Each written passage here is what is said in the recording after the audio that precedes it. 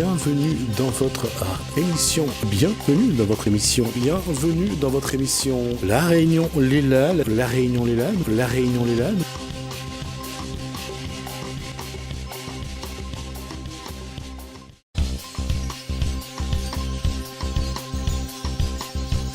On passe à quelque chose de plus sérieux puisqu'on va parler de sécurité routière.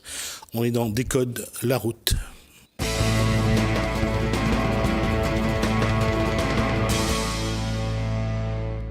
Jean-Michel Boyer, si on fait le point, ça roule de mieux en mieux ou ça roule de moins en moins ? Moi je pense, bonsoir déjà, je pense bonsoir, que effectivement. Ça roule de moins en moins. D'accord. Et votre invité s'appelle monsieur Olivier Payette. Il a du mal à dire Payette parce que l'homonyme étant plus médiatique au volant de sa... C'est une 206 je crois qu'il avait. 206 Maxi. Donc c'est pas... lui il conduisait et celui-là, lui, il apprend aux autres à conduire. Quelle définition vous faites du moniteur auto-école ? C'est un accompagnateur. C'est celui qui va aider le novice en conduite à aller vers le permis de conduire. Et aujourd'hui, si on compare par rapport à il y a 15-20 ans, c'est la même la même pédagogie ? Ah non, pas du tout. L'apprentissage du permis de conduire a complètement changé parce que le permis de conduire lui-même a complètement changé. Ce qu'on nous demande, grosso modo, il y a 20 ans, c'est plus du tout ce qu'on nous demande aujourd'hui. Si je fais une simplification, avant, il fallait réussir son créneau. C'est d'ailleurs très présent dans l'imaginaire des parents maintenant, quand ils inscrivent leurs enfants. Parce qu'ils ont passé leur permis comme ça. Exactement. Si on n'a pas fait de créneau au bout d'un certain temps, ils nous disent « Ah, comment ça se fait qu'il n'ait pas fait de créneau ?» Alors qu'aujourd'hui, ce qu'on va demander au candidat, c'est de se déplacer en sécurité. Et lors de la manœuvre, on va juste lui demander de ne pas être dangereux. S'il ne réussit pas sa manœuvre, ça n'est plus quelque chose d'éliminatoire à partir du moment où c'est fait en sécurité. D'accord. Qu'est-ce qui change ? Qu'est-ce qui a le plus changé ? La circulation déjà. Il y a beaucoup plus de voitures. Beaucoup plus de véhicules sur la route. Les véhicules ont complètement changé. Une voiture de maintenant ne se conduit plus tout à fait comme une voiture d'avant, avec toutes les aides et toutes les assistances. D'ailleurs, le code de la route et l'examen du code de la route a aussi évolué dans ce sens-là, où on voit beaucoup plus tout ce qui est aide active à la circulation et à la conduite. Et puis surtout, on peut considérer que les jeunes de maintenant ne sont plus tout à fait le même public non plus. La vision qu'ils ont du permis de conduire n'est plus celle qu'on avait maintenant. C'est vraiment un petit peu plus utilitaire maintenant que le sentiment de liberté qu'il nous fallait absolument avant. Justement, c'est cette question que je vous pose à vous deux, puisque vous êtes les deux moniteurs d'auto-école.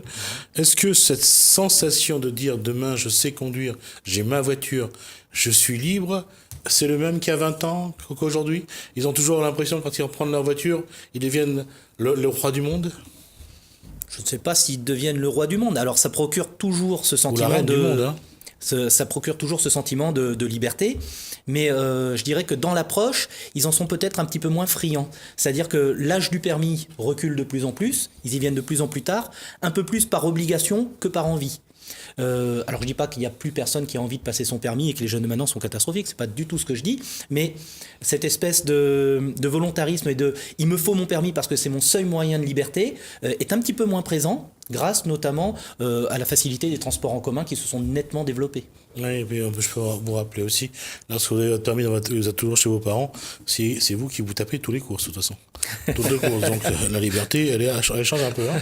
Pas vrai, Jean-Michel ? Ouais, c'est peut-être une autre vision de la liberté, mais après la liberté, tout dépend comment la définir. Et pas la même pour tout le monde. D'accord, parce qu'en plus après il faut payer la voiture, il faut payer le carburant, il faut payer les pièces, il faut payer, faut tout payer quoi. Tout payer, on n'a pas le choix. Donc, cette liberté-là, elle a vachement changé. Ça, c'est une chose. Jean-Michel Boyer, de quoi voulez-vous nous parler ce soir ? On va en fait parler de la boîte automatique. Pourquoi ? Parce qu'en fait, je pense que... Alors, je tiens à préciser que quand on parle de la boîte automatique, ça n'a rien à voir avec une discothèque où on va danser. Non, pas du tout. On parle de boîte de vitesse automatique, bien sûr. Donc... Alors, pourquoi ça reste aussi un sujet de discussion, la boîte automatique ? Parce que je pense qu'il y a des avantages et d'un autre côté, il y a des inconvénients. Les avantages, c'est au niveau de la formation. Vous êtes de la génération qui n'a pas utilisé la boîte automatique, c'est ça ? Non. Ouais, oui, on n'est pas des accélérations, oui. Et après, je pense que, je sais pas, la boîte automatique, c'est comme toute chose. Il y a ceux qui sont pour, ceux qui sont pas trop friands. Mais l'avantage, peut-être, c'est faciliter la formation des élèves, un temps réduit par rapport aux 20 heures, je crois que c'est 13 heures. Donc, un coût peut-être moins cher, 35% moins cher qu'on estime. Après, il y a toujours des inconvénients. Hein. C'est qu'on sera obligé de conduire une boîte automatique. Donc, c'est un pas important vers cette voiture qu'on essaye de mettre en place, la voiture sans chauffeur. Autonome, c'est ça. C'est ça. Elle existe déjà, la voiture autonome. Hein. Oui, je pense que dans... Sauf que je crois que le dernier essai a mal tourné et je crois qu'il y a eu un mort. Oui, on a vu en Amérique là-bas, c'est passé. Non, mais je pense que dans 15-20 ans, la boîte manuelle, déjà, je ne sais pas si ça va disparaître. Hein. On se dirige vers la boîte automatique, vers l'hybride, les nouvelles technologies. Parce que les jeunes, ils sont friands de ça, ils ont besoin de ça, et puis c'est l'évolution, c'est normal. Hein. Avant, c'était une 2 chevaux, une 4L, maintenant, on va aller vers ça. Vous voyez derrière un véhicule où vous n'avez rien à faire, ni à tenir le volant, ni à jouer des pédales, vous voyez tous les deux? Pas vraiment. Je m'y vois pas vraiment. En fait, surtout, ce que je ne vois pas, c'est le partage de l'espace entre des véhicules autonomes et des conducteurs. C'est-à-dire que si tout est automatisé, par exemple la ligne 14 de métro de Paris est entièrement automatisée et elle fonctionne très bien.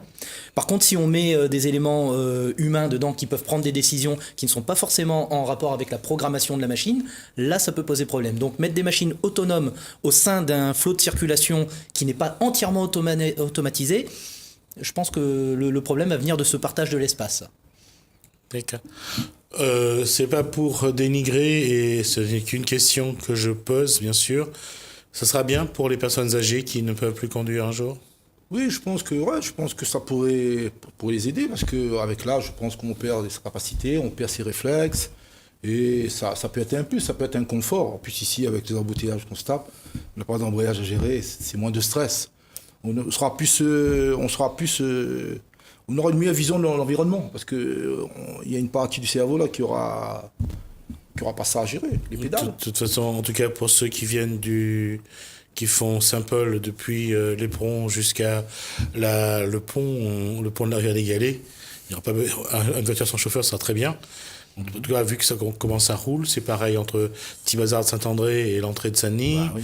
C'est pareil sur le boulevard Banque à Saint-Pierre.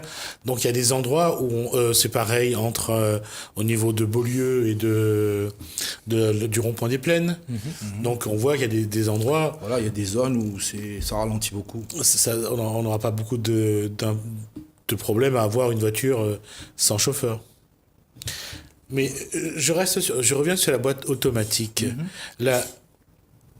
Qu'est-ce que ça change dans la conduite quand on est dans une voiture qui a une boîte de vitesse automatique? Qu'est-ce que ça change comme élément de conduite? Ça simplifie nettement la manipulation du véhicule. C'est-à-dire que sur une voiture à boîte automatique, il n'y a pas d'embrayage, donc pas de démarrage à gérer, on lâche le frein, la voiture elle avance, ensuite on gère à l'accélération ou au frein. Il n'y a pas de vitesse à passer, donc la voiture elle gère ça toute seule. Donc ça enlève toute cette partie de mécanique qui est assez lourde, notamment par exemple pour la formation au permis de conduire. On peut considérer que sur les heures de conduite qu'on fait, avant de maîtriser complètement le véhicule, on a entre 10 et 15 heures de formation dédiée à ça. En boîte auto, on montre comment on va marche avant, marche arrière, et ensuite il n'y a plus qu'à gérer l'allure, mais toute la partie mécanique, démarrage en côte, passage de vitesse, il n'y a plus besoin de le faire.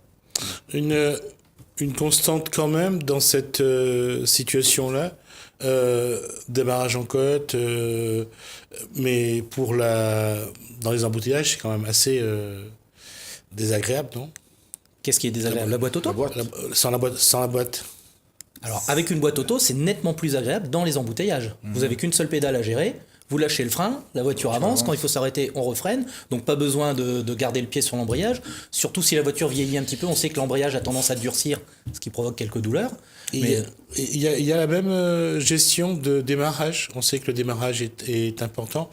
Il y a ceux qui sont nerveux sur l'embrayage et sur l'accélérateur, donc Ça, on peut pas le faire.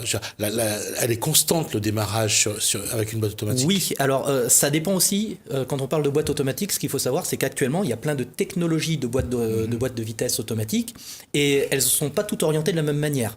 C'est-à-dire que vous avez des boîtes de vitesse qui sont très performantes, orientées vitesse et réactivité, et il y en a d'autres qui sont plutôt orientées économie, qui vont, elles, être effectivement, avoir des démarrages un petit peu plus mous, des passages de vitesse un petit peu plus coulés. Et quand on parle d'avantages, d'inconvénients, je vous écoute, quels sont d'abord les inconvénients d'avoir une boîte automatique, Je pense que une boîte de vitesse automatique? l'inconvénient, je pense, c'est surtout quand on va manœuvrer. Parce que vraiment, je pense au niveau de la pédale de frein, qui est beaucoup plus grosse que la pédale d'une voiture normale. Mais il y a un dosage, je pense, qui est quand même assez... Il faut trouver le bon dosage. Parce que quand on manœuvre, normalement, on manœuvre à peu près à 4 km/h. J'ai l'impression que si on lâche trop vite la pédale de frein, pour manœuvrer, c'est pas trop facile. C'est un coup de main à prendre. Je pense que Olivier va conforter. C'est encore une fois savoir doser. Le dosage est plus délicat, je pense. C'est beaucoup plus délicat. Parce que justement, c'est ça la question de tout à l'heure. Quand on a l'embrayage et on a l'accélérateur, ça permet de savoir le dosage. On dose à partir de l'embrayage et de l'accélérateur. Quand on fait une manœuvre et qu'on n'a que l'accélérateur, on n'a pas l'impression de doser pareil. Et lors de la manœuvre, en fait, on utilise plutôt le frein sur une boîte automatique. Ouais. La particularité de la boîte automatique, c'est que, je vulgarise un petit peu, mais quand on a appuyé sur le frein et qu'on lui a demandé d'avancer, c'est-à-dire qu'on a mis en position drive, dès qu'on lâche le frein, la voiture avance. C'est-à-dire qu'elle est déjà en train de tirer un petit peu. Donc à allure lente, on peut se servir simplement du frein. Je lâche un peu le frein, la voiture avance et je dose avec mon frein la façon dont la voiture va avancer. Puis une fois que j'ai lâché complètement le frein, là je peux passer sur l'accélérateur pour avoir quelque chose de plus dynamique. Mais lors des manœuvres, on a tendance, c'est un petit peu comme si la voiture était au point de patinage en permanence et qu'on doserait simplement avec le frein. Et justement, vous avez eu le permis il y a combien de temps déjà, vous deux? Oula. 1994. 94, moi c'est en 80... Quoi? Toi, 94? Ouais. Bon, moi c'est en 87, je crois. Ça fait un peu de temps. Non, mais après... Ce qui veut dire ceci, c'est que est-ce qu'on peut, après autant de temps à manœuvrer avec l'embrayage, le frein et l'accélérateur, est-ce qu'on peut passer à une boîte automatique? Oui. Ouais, je pense que... Ça se fait pas sans douleur pour ceux qui ont une forte habitude et une forte automatisation. Le conseil d'ailleurs que je donne moi lors de mes cours à des personnes qui ont déjà conduit une voiture à boîte manuelle, c'est de prendre le pied gauche et ne pas le laisser sur le repose-pied, mais bien le mettre, plier la jambe, la mettre sous le siège. Parce que le premier réflexe, c'est quand on s'arrête, on a envie d'aller chercher l'embrayage, et comme la pédale de frein est assez large, on a tendance à trouver cette pédale de frein avec le pied gauche. Vous doutez que l'arrêt est un petit peu brutal. Mais au bout de quelques heures de manipulation, ça s'y fait. Donc, moi personnellement, je passe de l'un à l'autre sans aucune il difficulté. faut se reconditionner sans problème. C'est ça. Donc c'est mécanique chez vous, puisque vous êtes tout le temps au volant, c'est beaucoup plus simple. Moi, chez moi, j'alterne régulièrement entre les deux types de motorisation. Au début, comme tout le monde, j'ai eu ces petites envies de vouloir appuyer sur l'embrayage. Ouais, une fois que c'est passé... Ça, c'est comme quand on est dans une voiture et quand c'est la personne à côté, aussi pour les pères de famille, et ou pour les maris, ou quand la femme ou l'enfant est à côté, c'est eux qui ont tendance à conduire aussi avec un volant imaginaire et les trois pédales imaginaires. On était sur les inconvénients, les avantages, ça serait? Les avantages, c'est un coût moins onéreux pour le permis.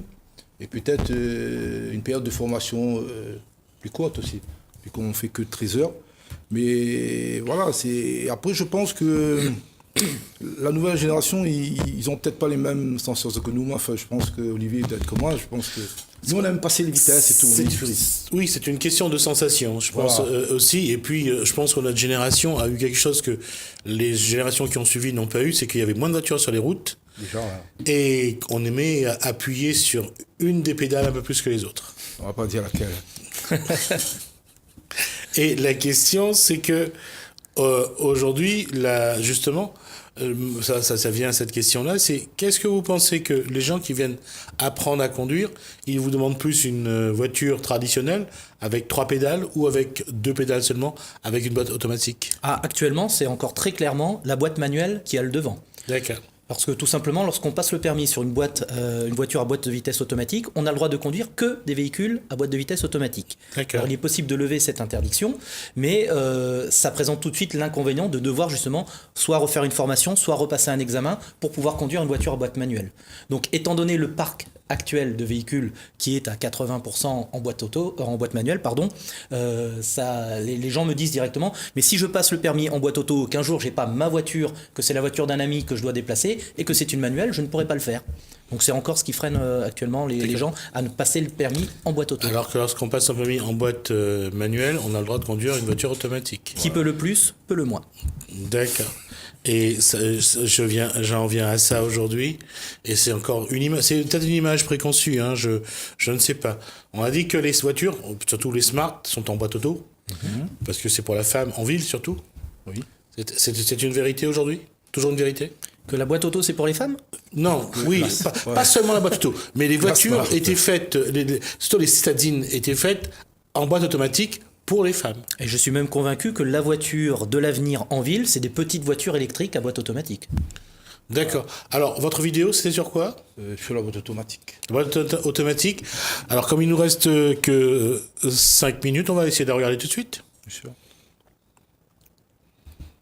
Salut Marc. Alors, on est dans ton véhicule, boîte automatique, et tu vas nous expliquer tout simplement l'utilité de la boîte automatique, les avantages, éventuellement les inconvénients, puis tu nous dis ce que tu fais. Là, on est chez toi. Allez, je te laisse parler, je te laisse faire. Alors, bienvenue dans mon véhicule, Range Rover Evoque. Donc, pour démarrer le véhicule, obligé d'appuyer sur la pédale de frein, appuyer sur le Start and Stop, et le véhicule va se mettre automatiquement en route. Comme vous pouvez le constater, le véhicule reste sur la boîte de vitesse, elle est centralisée. Vous avez 5 catégories, P pour le parking, R pour reculer, le point N c'est le neutre qu'on utilise rarement, D c'est conduite, drive et le mode sport. Ici le véhicule est positionné en position parking, donc là pour sortir de chez moi je vais le mettre, je tourne la molette directionnelle en position R. Donc là la marche arrière s'est enclenchée, il y a l'aide au stationnement à l'arrière qui s'est mis en route et on va pouvoir démarrer le véhicule. D'accord. Donc là je lâche tout doucement la pédale de frein et la marche arrière s'exécute sans accélérer.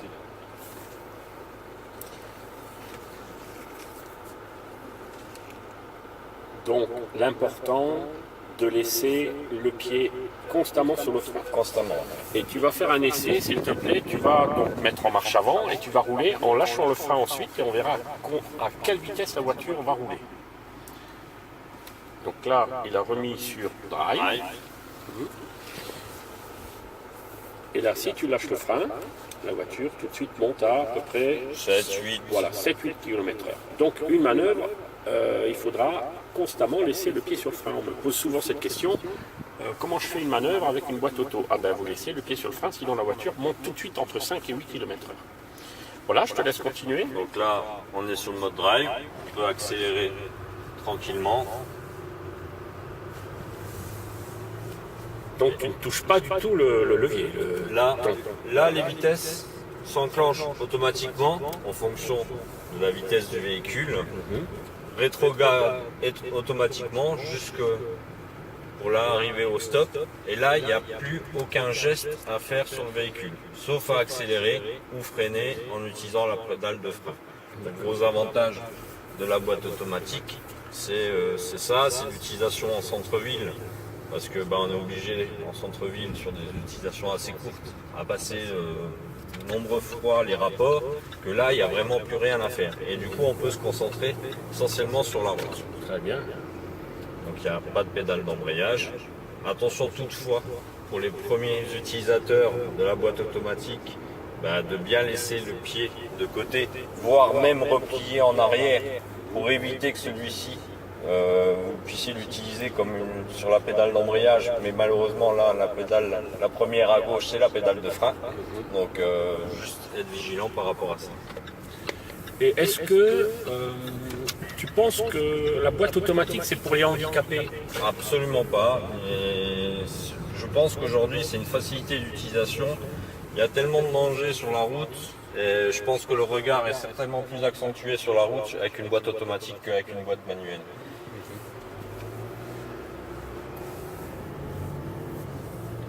Donc les ronds-points, pas besoin de rétrograder.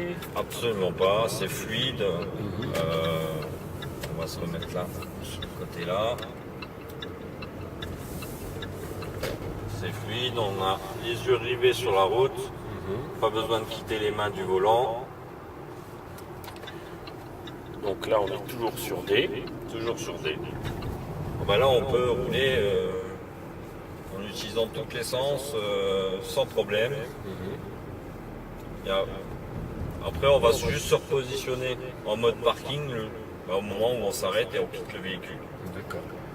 Alors, tu as remarqué l'avantage dans un embouteillage par rapport à la boîte manuelle. Tu peux nous dire un peu, dans un embouteillage, qu'est-ce que tu vis en boîte manuelle Que ce soit en embouteillage, en montagne, dès qu'il faut changer des rapports, la voiture en boîte automatique se gère toute seule. Il n'y a pas besoin de passer, de rétrograder, de monter les rapports.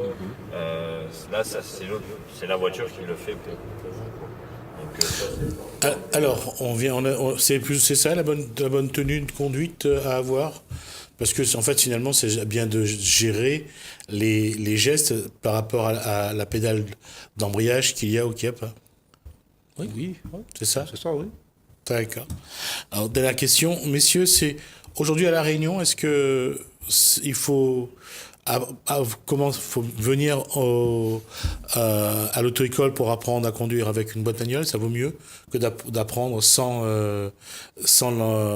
l'embrayage et avec la boîte automatique, parce qu'après, demain, vous ne savez pas quelle voiture vous allez choisir? Alors ça dépend, effectivement. Aujourd'hui, passer au tout automatique, c'est encore un petit peu tôt. Je pense que d'ici une vingtaine d'années, ça sera de toute façon le cas, car les boîtes manuelles vont disparaître. Elles vont disparaître à cause de la technologie des véhicules qui va s'orienter vers l'hybride et vers l'électrique, qui sont automatiquement, j'allais dire, des boîtes automatiques. D'accord. On est d'accord, Oui, Jean-Michel je pense Boyer? que comme je disais tout à l'heure, dans 15-20 ans, il n'y aura plus de boîte manuelle. Hein. Les nouvelles technologies vont on pourra pas avoir, en fait, les gens qui ont gardé la voiture ancienne auront une boîte manuelle, comme nous, je pense. Et les nouvelles générations, ça sera automatique, hybride automatique. D'accord, ben ça veut dire que dans 20 ans, on aura le cimetière des voitures avec embrayage qu'il faudra garder et conserver chez soi. Ça sera de belles choses à garder. Les voitures de collection. Voilà. Jean-Michel Boyer, merci. Olivier Payette, merci également. C'est passé très vite. On a dépassé nos 20 minutes prévues. On vous donne rendez-vous la semaine prochaine si Olivier Payette veut bien être de nouveau de la partie. Merci en tout cas. Moi, je pense que je serai là, normalement. Si ça reste bien, Merci Jean-Michel Boyer. Donc, merci à vous de nous avoir suivis. Bienvenue dans votre émission. Bienvenue dans votre émission. Bienvenue dans votre émission. La Réunion, les LAL. La Réunion, les LAL. La Réunion, les LAL.